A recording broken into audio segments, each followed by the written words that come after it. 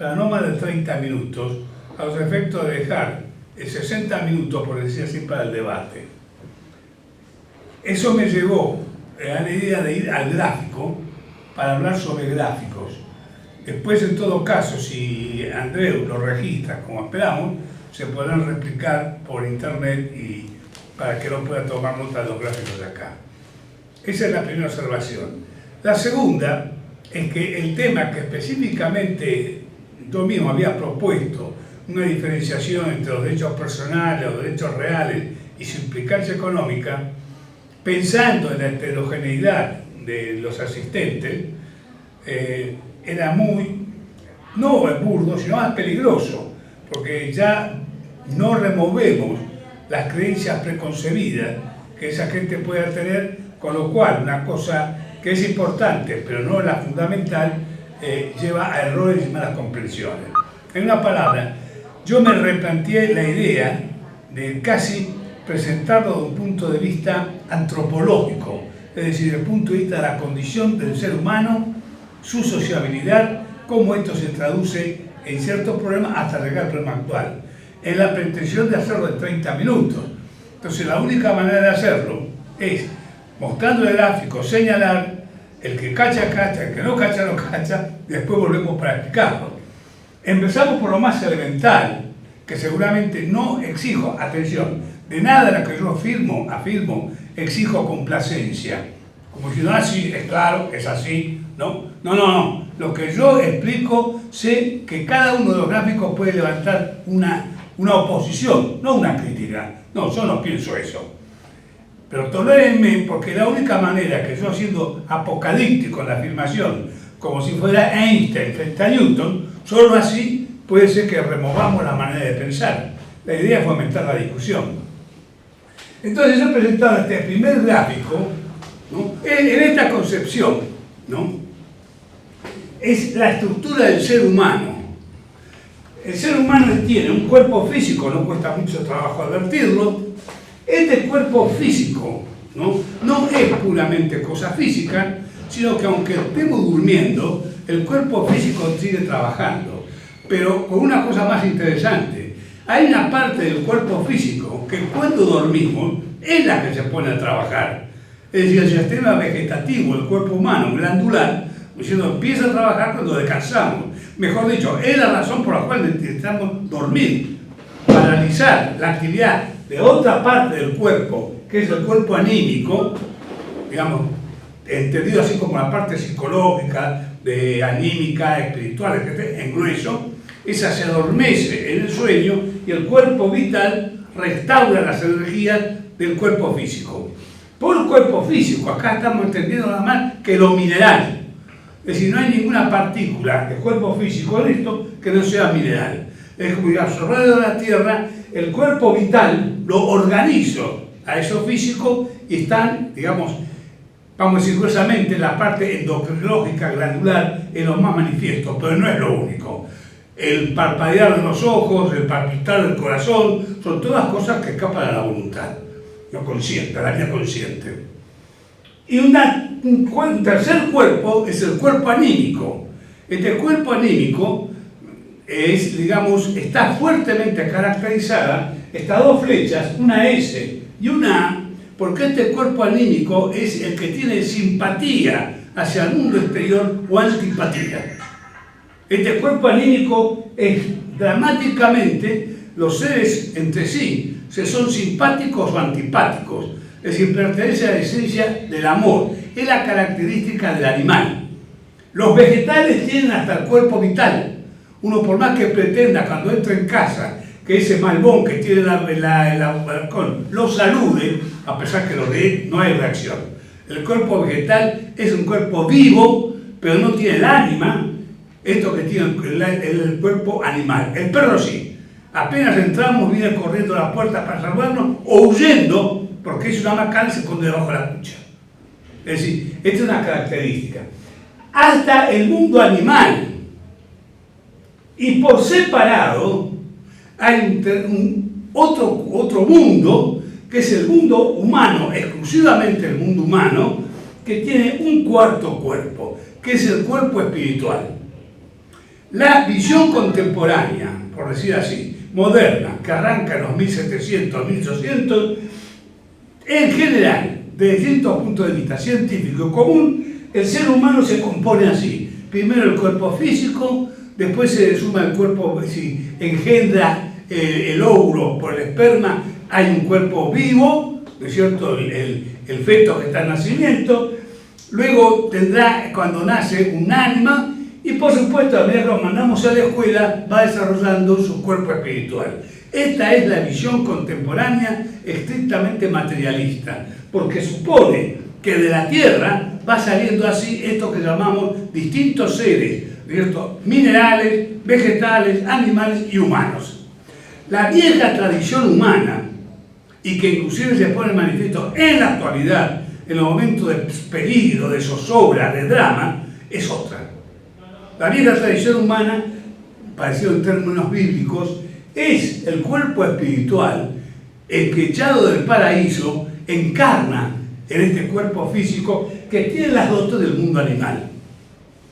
Esa visión exige reconocer la existencia de un yo, que es espíritu, que no tiene esta característica de odiar o amar, es frío, calculador, diría, es matemático, puede razonar, puede abstenerse. Entonces, el ser humano aparece como un ser completamente distinto a todos los demás seres vivientes y obviamente al mineral.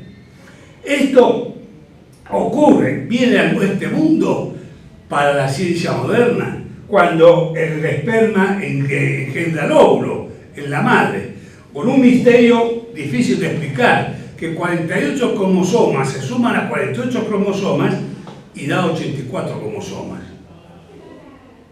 La ciencia no puede explicar eso. ¿Cómo puede ser que 48 más 48 dé, ¿no es cierto?, 48?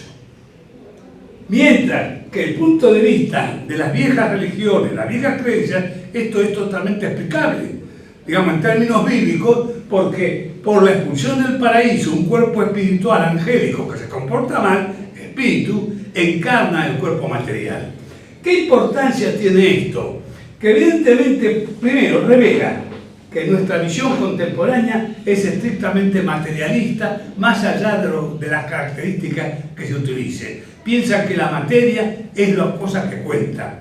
Inclusive en las filosofías más idealistas, y no marxistas, ¿cierto?, se piensa que el asunto es así. Solamente en el mundo de las religiones más antiguas, y lo que queda en los momentos dramáticos, críticos de la vida de cada uno, hay un reconocimiento del más allá. ¿En qué sentido? De que este cuerpo, este yo no viene de la nada, sino de un mundo espiritual, muy complejo, no accesible fácilmente al hombre, pero de ese mundo espiritual se desciende ese yo que cada uno tiene y produce ese proceso de encarnación dando lugar al individuo. Es decir, el espíritu, en términos procaces, si quiere, el espíritu está en el otro mundo y dice, en esta pareja, en ese óvulo, en ese esperma, me conviene encarnarme para el destino que porto. Esto supone, obviamente, aunque llame un poco la atención que lo repita, la idea de la reencarnación. Porque supone que esto llega a la vida, ¿para qué? No quiero explayarme más. Realmente, este yo espiritual tiene un paradigma del mundo superior. Digamos, el yo perfecto que no existe, y es que yo tomaría acá las palabras de San Martín, que dice, serás lo que debes ser o no serás nada. No es tan estricta la cosa. El yo se materializa, cumple un destino. Si ese destino que debía cumplir lo cumple completamente, realmente ocurre lo de Buda, vuelve y retorna al mundo espiritual. Pero, como en la vida se dan muchas complicaciones, el saldo incompleto, que se llama karma, le obliga a una vuelta al mundo espiritual y su reencarnación. Pongo punto nada más como una información que se puede estudiar, analizar y ver. Simplemente para decir que esta en verdad es la creencia más permanente del ser humano. La idea materialista es totalmente contemporánea, prácticamente del día de ayer. ¿Qué efectos trae esto para el ser humano?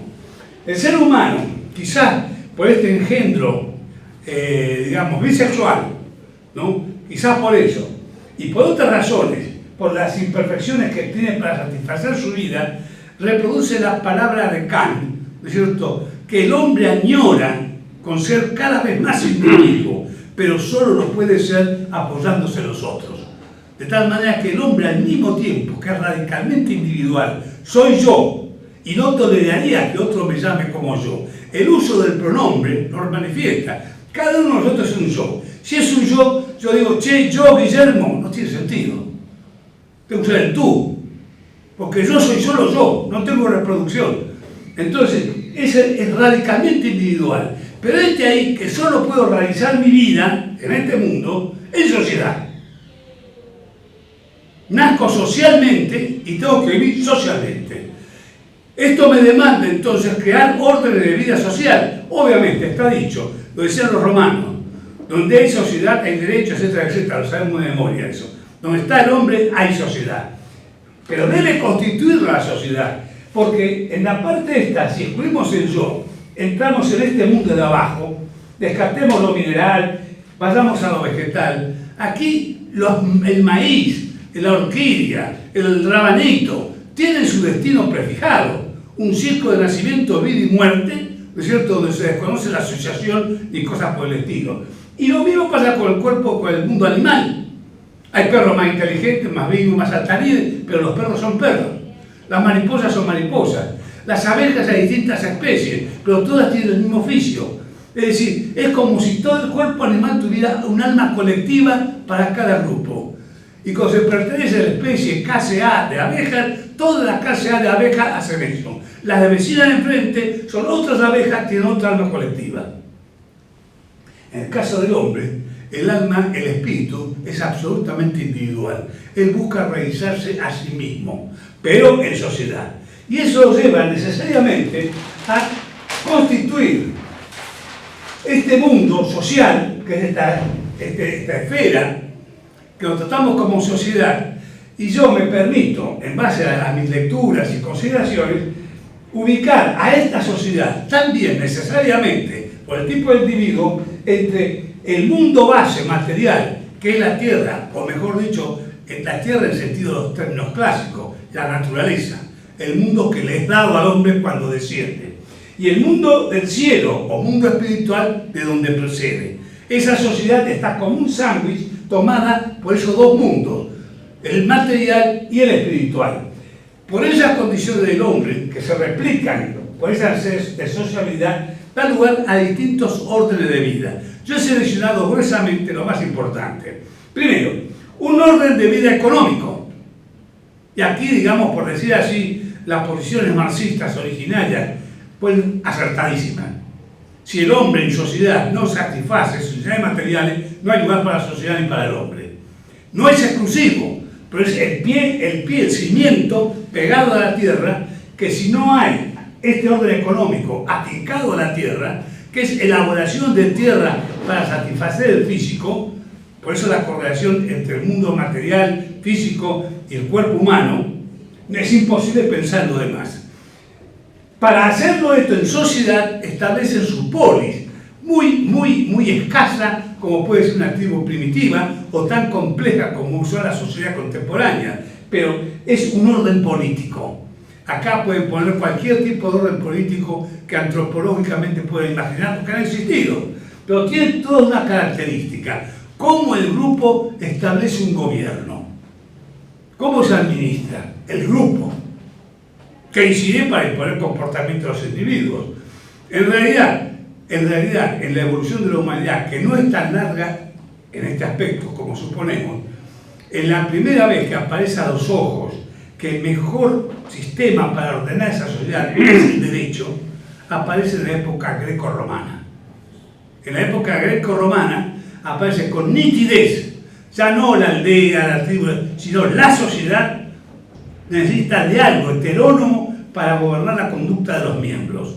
Entonces, la función principal de este orden político es, además de establecer seguridad para sus miembros, etcétera, etcétera, en realidad es cómo ordenar esta sociedad.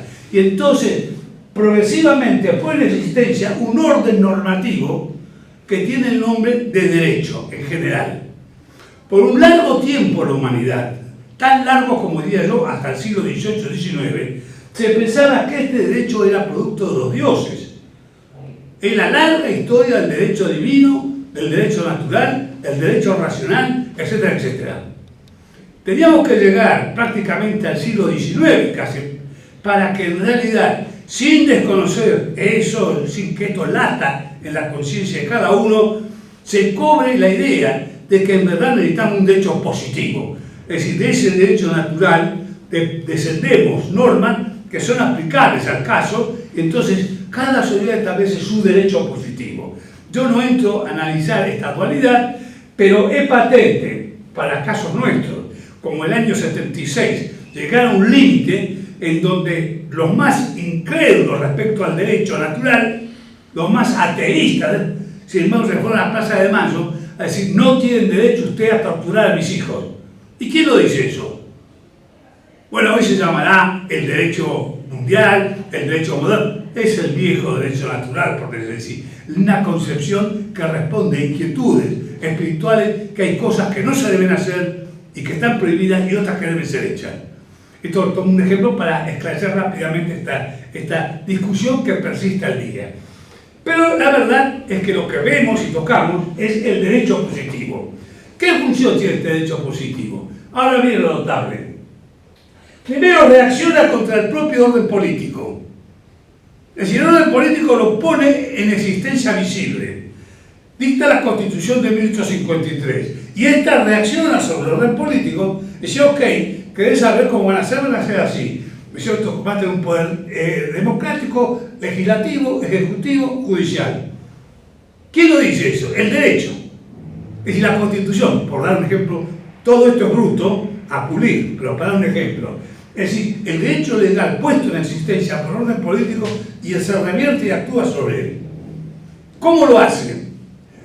¿Cómo lo hace? Con el pensamiento, la palabra, pero rige por la fuerza. Negar que el derecho positivo carece de fuerza es no conocer la verdad. Es como dijo el jurista alemán Kaufmann, es exactamente un cuchillo sin hoja que le falta el mango. Todo el derecho positivo romano está en la biblioteca, tal cual, no rige, no tiene fuerza. Entonces de ahí que el poder político no solamente lo pone en existencia, sino también es surte de fuerza para que se pueda aplicar y regir. O sea que acá hay una vena en el derecho positivo que es fuerza.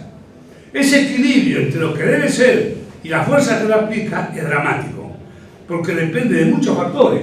Porque con este derecho legal positivo se ordena el orden económico. Si uno quiere poner una economía de mercado, tiene que estar un cierto tipo de derecho. Si quiere una economía colectivista, comunista, otro tipo de derecho. Pero es el derecho que depende de esto de acá.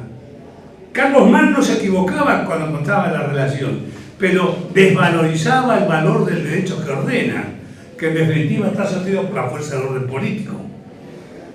Ahora bien, este derecho, este orden económico, reacciona a su vez contra el derecho opuesto. Si se acertó, todas las cosas marchan fluidamente.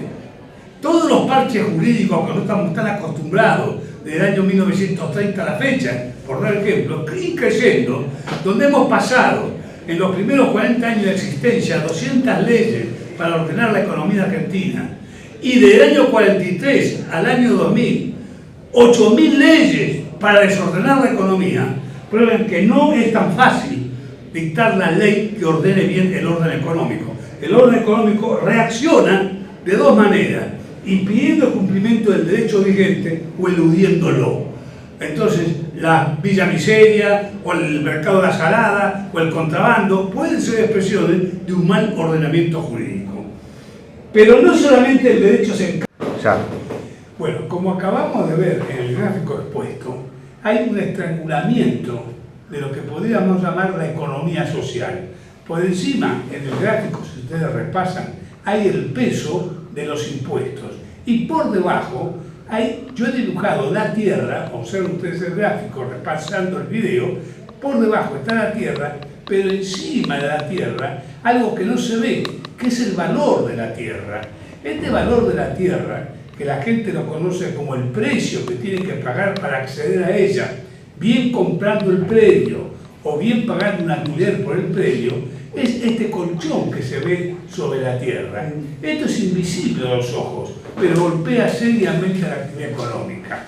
ustedes ven la parte de arriba, los impuestos, ¿qué presionan? Y la parte de abajo, el valor de la tierra, ¿qué crece? Piensen ustedes lo siguiente, en la medida en que crece la sociedad, en donde hay mayores gastos, donde hay mayor demanda de tierra, si hay mayor demanda de tierra por el crecimiento de la población, por inversión de capital, por creación de nuevos inventos, ese valor que yo lo he dibujado como una sombra arriba de la tierra, crece, aumenta el alquiler que tiene que pagar, sea el propietario rural, el arrendatario rural, sea el productor industrial, e inclusive el inquilino común y silvestre. Y tenemos una base de una pinza que presiona por debajo. Por encima, el aumento de la sociedad demanda mayores bienes públicos, mayores hospitales, mayores escuelas, mayores caminos. ¿Y con qué se va a pagar esto? Con los impuestos. Entonces es la otra carga que hemos visto en el gráfico que presiona de arriba. Esto tiene que producir naturalmente un estrangulamiento de la economía, como se aprecia en el gráfico si ustedes retoman un poco el video hacia atrás. Está estrangulada la economía social. Estrangulada la economía social, sus actores, que son empresarios y consumidores, cuando no les alcanza para vivir, no es que todo lo puedan lograr, pero sueñan con tener en un puesto en algo que va creciendo, que es la dimensión del Estado. Entonces la búsqueda del empleo público, la empleomanía que se llama, que aparece efectivamente como un vicio político, es verdad, es un vicio político, pero sus raíces es que porque cada generación que arriba al campo laboral, no todos encuentran su posición y ubicación. Entonces lograr un empleo público se transforma en un sueño que todos mantienen de alguna u otra manera. Los que pueden entrar serán empleados públicos, aumentando el gasto público. En situaciones tan dramáticas como la que nosotros hemos vivido a partir del año 2000, 2002, con esta crisis fenomenal que se la recuerda, entonces aparecen ya otros alvéolos en donde la gente busca refugio. La gente que no puede acceder al trabajo. Se llaman planes sociales, planes de vivienda, auxilio social, obras de generosidad religiosas y laicas. En una palabra, aumenta así de una manera parecida sistemática, pero es un defecto sistémico, en donde falta lugar para trabajar y aumentan los costos del Estado para mantener. Esto indudablemente tiene que llevar progresivamente a la ruina social. Las ideas dominantes en la actualidad, digo ideas dominantes porque están en las cátedras de la Facultad de Derecho, en las cátedras de la Facultad de Economía y en general en la opinión pública. La gente busca trabajo y piensa que solo puede conseguir trabajo si hay un empleo y solamente hay empleo si hay inversión de capital. Entonces acá hay una fórmula reducida, parecida que la prosperidad de un país depende de solo dos cosas, de el trabajo y que se consigue solo si se cuenta con capital. Decir eso y pensar a pedir préstamos del extranjero de capital es una sola palabra. La idea es que la producción es igual al trabajo más el capital es sumamente engañosa y traidora porque borra de un plumazo al recurso natural de todo animal viviente, que es la tierra, y a la cabeza de Dios el hombre, porque los animales vivientes, sean pajaritos, tigres, peces, la naturaleza los ha organizado para que los peces vivan en los ríos y en los mares, las fieras salvajes en la selva, los pajaritos en los cables de teléfono, pero para los hombres no. Los hombres han sido dotados de libertad y Dios les ha dicho de alguna manera, o los dioses les han dicho de otra manera, aquí os doy la libertad y organizaos en la mejor forma para vivir de vuestro trabajo.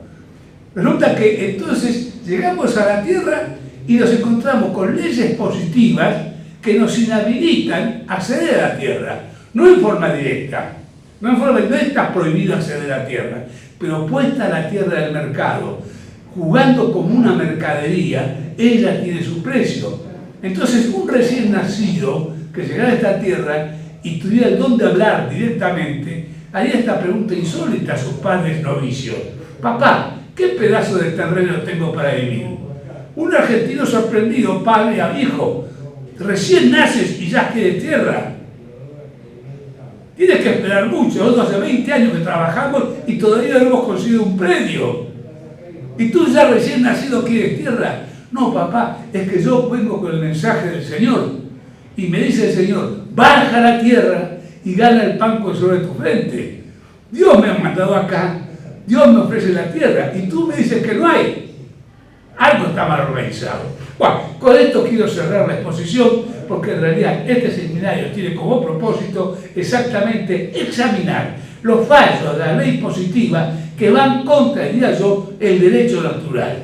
No en el viejo sentido de la palabra derecho natural, pero sí en un recto sentido, el que dicta la Asamblea de las Naciones Unidas cuando, por ejemplo, dice que nadie puede ser víctima del terror. Esto es un derecho positivo, está en la Carta de las Naciones Unidas. Necesitamos un derecho positivo que asemeje al derecho natural. Es decir, que ofrezca la posibilidad a todos los hombres vivir de su trabajo en dignidad, en santa paz, en plena igualdad y con iguales oportunidades. Les agradezco mucho la atención y ahora dejamos la mesa abierta para el debate. Muchas gracias. Me parece interesante porque me hizo recordar a la presentación que hizo Rivadavia en Inglaterra, cuando él va a pedir créditos para obras de infraestructura, por ejemplo, el puerto, caminos, red viales, en fin, para poner en marcha la Argentina. Los ingleses le dicen, ¿y usted qué garantía nos va a dar a cambio de ese crédito? ¿Las tierras argentinas? Y él dice, no, yo estoy haciendo toda esta obra de infraestructura porque toda esta obra de infraestructura va a aumentar el valor de la tierra argentina y con ese aumento del valor de la tierra van a subir los ingresos públicos y con eso le voy a pagar a ustedes. Les costó un poco en entenderlo, pero yo así que me parece que es esa la explicación que Rivadavia le da a los ingleses. Reconozcamos que la confusión entre nuestros intelectuales, no de ahora, de mucho tiempo atrás, proviene de la época de la organización de la Constitución Nacional. La gente de la Revolución de Mayo, no toda, poca gente, yo diría unos muchachos intelectuales que trajeron ideas de Francia, de la España liberal, la idea de la fisiocracia, que la renta del suelo tenía que ser el sustento del gasto público. Bueno, fue el motivo de la Revolución de Mayo. ¿Cómo implementar esto? La primera ley que se dictó fue en 1813, prohibiendo completamente la compra-venta de tierras, rurales y urbanas. Claro, llegamos al 26, esto no podía ser con una ley paralizando la compra-venta de tierra. Y entonces en 1826 se dicta una ley que no tiene más de 20 artículos, en donde dice, en palabras de la época, vea, el gasto público se paga con el aumento del valor del suelo. Ahora, ¿cómo va a aumentar el valor del suelo? Viniendo gente y capitales.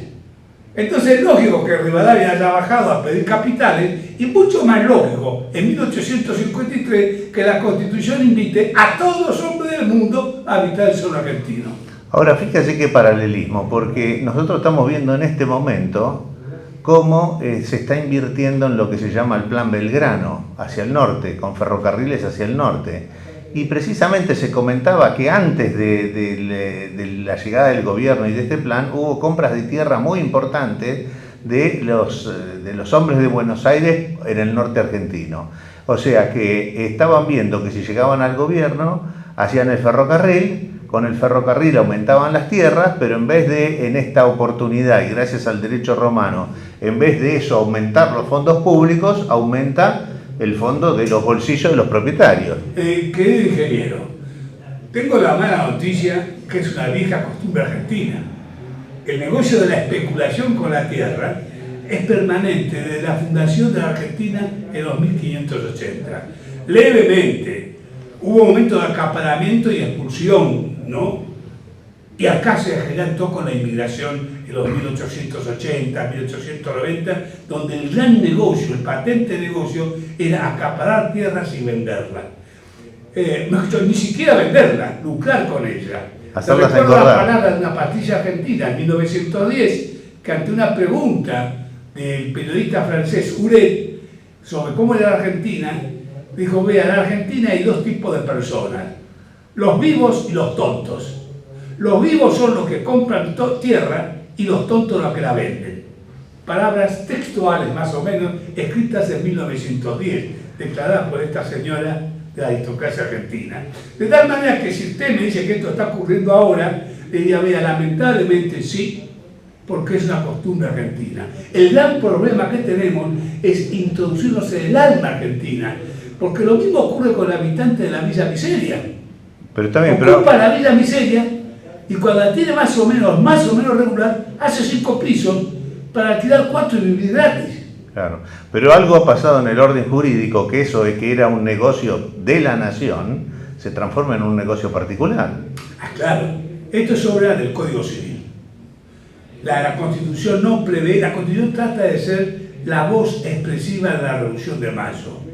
Se escribe en 1853, pero el Código Civil de 1870, para comprender la historia y no atacar a nadie, hay que pensar que en 1870, cuando la Constitución abre la puerta a todos los hombres que quieran habitar el suelo argentino, los terratenientes de la época, sin que sean malvados, dijeron, lo bueno acá es que somos propietarios.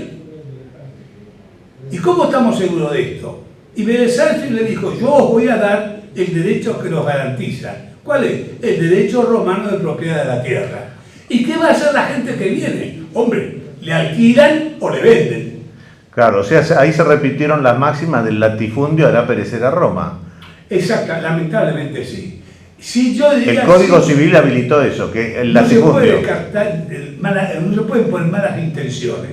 Son costumbres que las que tenemos que erradicar, lamentablemente. Claro.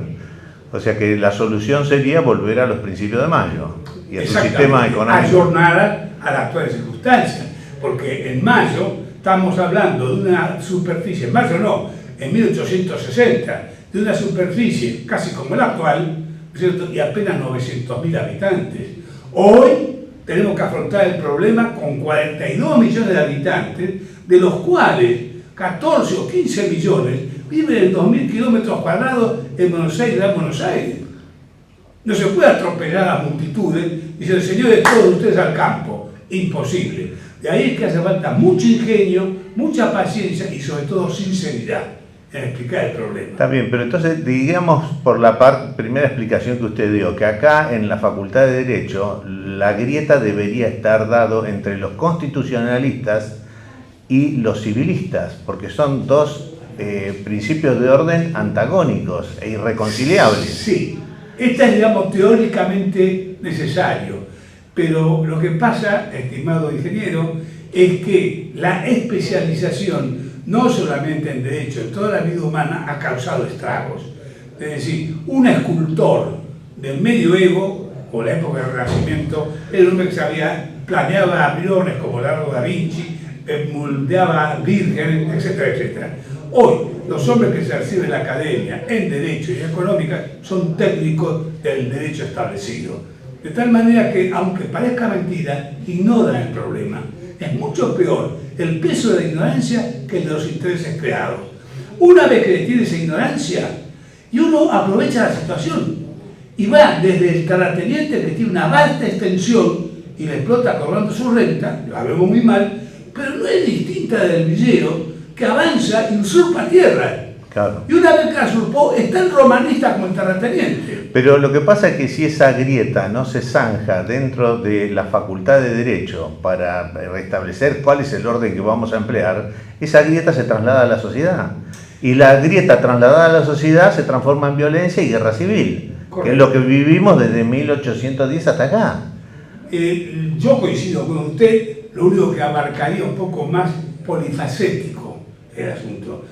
La pobre Facultad de Derecho, sí, en el supuesto de que por ahí adoptara los rectos principios de la Constitución, sería endeble para afrontarla, si es que tuviera estudiantes para eso, porque los estudiantes vienen a la Facultad de Derecho para ser abogados litigantes. Pero vamos a ciencias económicas, de ahí se importan teorías que fundamentan la economía en el trabajo y el capital.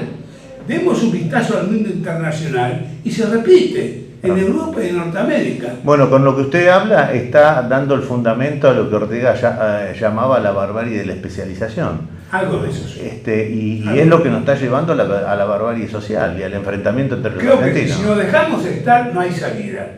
La única posibilidad es que un pequeño grupo como este no como ocurre siempre, obren como iniciados y rueguen a Dios con el mazo dando de que vaya aprendiendo la idea en los naturales dirigentes sociales. Esta es la tarea.